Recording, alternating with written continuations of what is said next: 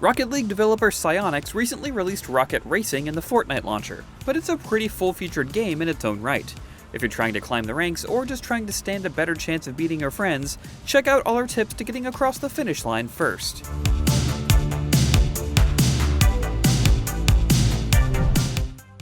The first thing you'll need to know when starting a race is how to start a race. Just like Mario Kart before it, Rocket Racing gives you a boost if you hit the accelerator at the exact right time. Specifically, right on the fourth light when it turns green. This can be hard to nail as the speed at which these lights turn on differs every time, so make sure you're listening to whether it's a slow rhythm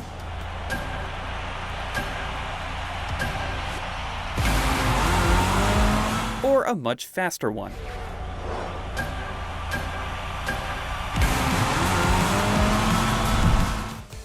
If you feel like you need to practice these timings, you can go to a race by yourself and then just quit out after practicing the start. In order to start a solo race, while in the course selection menu, just press L3 on controller or P on keyboard to switch your matchmaking from public to private before choosing your track. This is also a great way to slowly drive through courses to look for things like shortcuts. Many tracks have shortcuts that will shave valuable seconds off your time. Unfortunately, you can't just boost past certain parts of the track, or try to bypass huge sections of the level as you have to hit every checkpoint, and there are a lot of invisible walls. But many courses have built-in shortcuts that will give you a leg up if you can find them.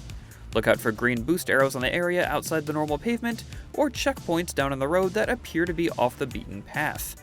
And if you're unsure, check out our guide on IGN.com, where we're continuing to catalog all the shortcuts we've found so far. There are many advantages to drifting. You maintain a higher speed than trying to break through corners, you gain more boost meter than when you're just driving straight, and you get a small boost after straightening out when finishing a drift. Keep in mind that your normal drift and rocket drift serve two different purposes. If it's a wide turn, it's very easy to oversteer while going through a corner and hit the inside wall. And trying to do an easy normal drift around a hairpin turn means you're probably going to understeer and hit the outside wall. When rocket drifting, try and enter the turn near the inside corner to give yourself a better exit angle. And when normal drifting, try and stay around the middle of the track since you don't have as fine of control when you initially lose traction as you do during a rocket drift.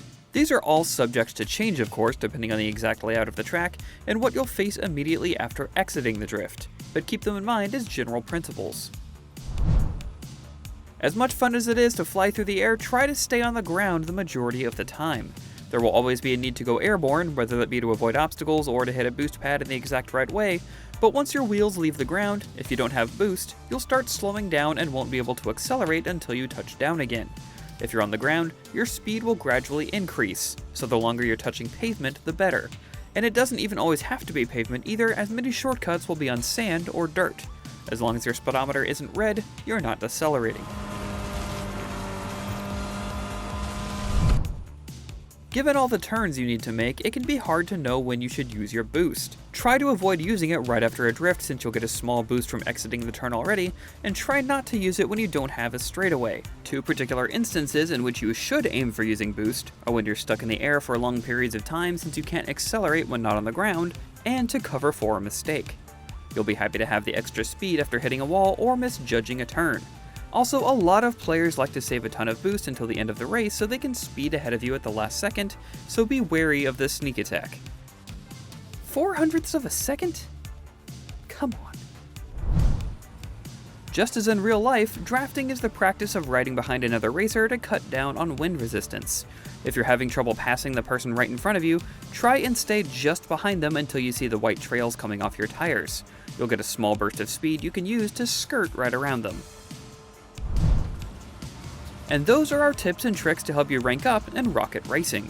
For more on Fortnite Battle Royale, LEGO Fortnite, and Rocket Racing, check out our guide on IGN.com. And for everything else gaming, you're already in the right place. IGN.